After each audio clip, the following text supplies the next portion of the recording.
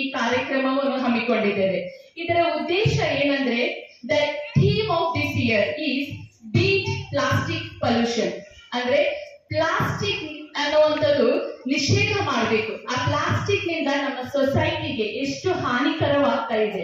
ಅನೇಕ ನಾವು ನೋಡ್ಬೋದು, ಅನೇಕ ಪ್ರಾಣಿ ಪಕ್ಷಿಗಳಿಗೆ, ಈವನ್ ಮನುಷ್ಯರಿಗೂ ಕೂಡ ಅದು ಒಂದು ಬ್ರೀತಿಂಗ್ ಪ್ರಾಬ್ಲಮ್ ತರುವಂತದ್ದಾಗಿದೆ. ಸೊ ವಿ ಕ್ಯಾನ್ ಸಿ, ಒಂದು ಮನೆಯಲ್ಲಿ ಇಲ್ಲ ಅಂದ್ರೂ ಕೂಡ 4 to 5 ವೆಹಿಕಲ್ಸ್ ಇದೆ.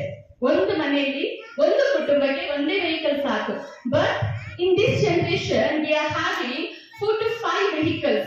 So that vehicle, it is creating a polluted air. It is giving us a polluted air. So that air we are breathing in and out. So what is happening, we can see many cases we are seeing our surrounding that people are suffering from lungs. They are suffering from breathing problems. So due to which they are getting many diseases and they are leaving this sweet world very soon. So to secure the environment, to preserve the society, Prabodhini School has taken a step to distribute 500 plants. On behalf of Prabodhini School management, principal, staff, ನಾವು ಏನ್ decide ಮಾಡಿದೀವಿ ಅಂದ್ರೆ ಎಲ್ಲ ನಮ್ಮ ನಾಗರಿಕರಿಗೆ, ನಮ್ಮ ಸಾಧ್ಯ ಆದಷ್ಟು ನಾಗರಿಕರಿಗೆ, ನಮ್ಮ ಸುತ್ತಮುತ್ತಲಿರುವಂತ ಜನರಿಗೆ, ನಮ್ಮ ಪ್ಯಾರೆಂಟ್ಸ್ಗೆ ನಾವು ಪ್ಲಾನ್ಸ್ ಗಳನ್ನು ವಿತರಣೆ ಮಾಡ್ತಾ ಇದ್ದೇವೆ free of cost. So this step Prabodhini school has taken. ಸೊಸೈಟಿಗೆ ಒಳ್ಳೆದನ್ನು ಮಾಡುವಂತ ಗುರಿ ಪ್ರಬೋಧಿನಿ ಸ್ಕೂಲ್ ಒಂದು ಭಾರವಾಗಿದೆ. ಸೊ ಹಾಗಾಗಿ ಇವತ್ತಿನ ಈ ಒಂದು ವಿಶೇಷವಾದ ದಿನಕ್ಕೆ ಬಂದಂತ ನನ್ನ ಎಲ್ಲ ಆತ್ಮೀಯರಿಗೆ ನಾನು ತುಂಬ ಹೃದಯದ ವಂದನೆಗಳನ್ನು ಸಲ್ಲಿಸಿಕೊಳ್ಳ. I'm studying in class 6. Good morning everyone. My name is Eric. I'm studying in 4th standard. Today we are gathered here to celebrate our World Environment Day.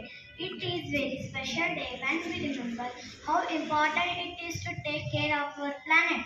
Environment gives us everything: fresh air, clean water, food, animals and beautiful nature. But today our environment is in danger. Pollution, cutting down trees and wasting water are harming us. So we should plant more trees, save water, throw waste in dustbin, use less plastic, keep our surrounding clean. Remember, a healthy environment means a healthy life. Let us all promise to protect our beautiful earth. Save trees. Jai Hind. Thank you. ಒಳ್ಳೆ opportunities when you are creating the new good environment to survive the people. Oxygen ಯಾರಿಗೆ ಬೇಕಂದ್ರೆ ಮನುಷ್ಯರಿಗೆ ಬೇಕು. Covid period ನೋಡ್ತಾರೆ, ಎಷ್ಟೋ ಜನ oxygen ಇದೆ ಸಾಕು. ಆ ಆಕ್ಸಿಜನ್ ಅಲ್ಲಿ ಒಂದು ಪ್ಲಾಂಟೇಶನ್ ಕೊಡ್ತಾ ಇದ್ದಾರೆ. ಇವತ್ತು ಜಗತ್ತಿಗೆ ನೀವು ಆಕ್ಸಿಜನ್ ಕೊಡ್ತಾ ಇದ್ದೀರಿ ಅಂತ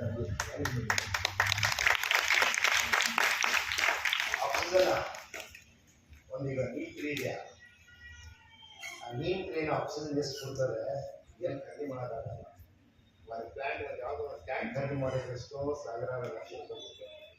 ಅದು ಸಾವಿರ ಕರೋಡಷ್ಟು ಆಕ್ಸಿಜನ್ ಅದು ಒಂದು ಆಗ್ತದೆ. ಆ ಆಕ್ಸಿಜನ್ ನಾವು ಕೊಡ್ತಾ ಇದ್ದೀವಿ.